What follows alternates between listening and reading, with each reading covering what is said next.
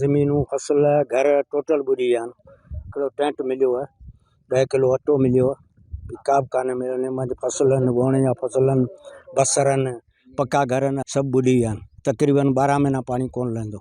वॾो नुक़सानु, किरोड़ जो नुक़सानु थियो। ऐं इन लाइ अपील आहे हुकूमत का वार करे ग़रीबनि जो खाते जो मुआवज़ो मिले या को उन्हनि सां ॿी मदद थिए।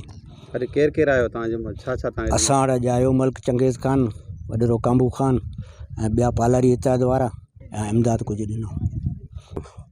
से असांजो काफ़ी नुक़सानु थियो। असांजी जॻहियूं तबाह थी वियूं, घर तबाह थी विया आहिनि। जिते जेको पाणी 10 फुट पाणी बीठो आहे, जंहिंमें असां साईं अञा ताईं कंहिं बि हुकूमत को बि ताउन कोन कयो।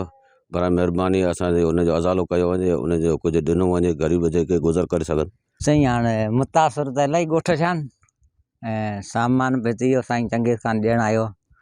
सरकार तरफ़ां वार थी विया? सरकार तरफ़ां कुझु ई कोन थियो वार।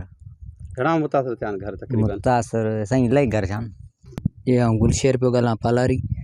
साईं मुतासिर ॻोठ तक़रीबन 100-150 घर मुतासिर थिया आहिनि, जंहिंजी हुकूमत का वार कोन की आहे। बाक़ी साईं चंगेज़ आयो, माशाल्लाह, उन जी महिरबानी। हीउ ॿियो चक्कर आयो आहे, असां वटि वॾा थोरा इन मदद की असांजी। जी अस्सलाम वालेकुम। असांजे हिन कोस्तान जे इलाइक़े में तमामु घणियूं ज़बरदस्त बरसाति वसिया आहिनि, जेको तमामु बरसाति जे करे हिन डैम जी वजह सां ग़रीब माण्हुनि जे जंहिंजा घर ॿुॾी विया, जंहिंजा ॻोठ तमामु सभु पाणी जे अंदरि आहिनि।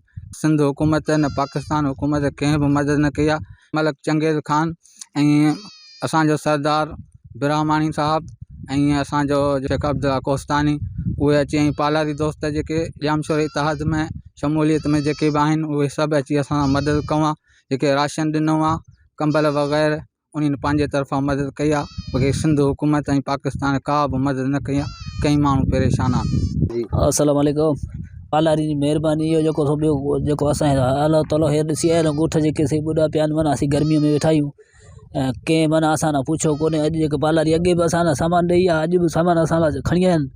ऐं चंगेज़ माना इन जी महिरबानी इहो खणी आयो आहे। हाजी रमज़ान इन जी महिरबानी, माना असांजी सार लथऊं, ॿिए असां कंहिं कोन सार लथी। महिरबानी।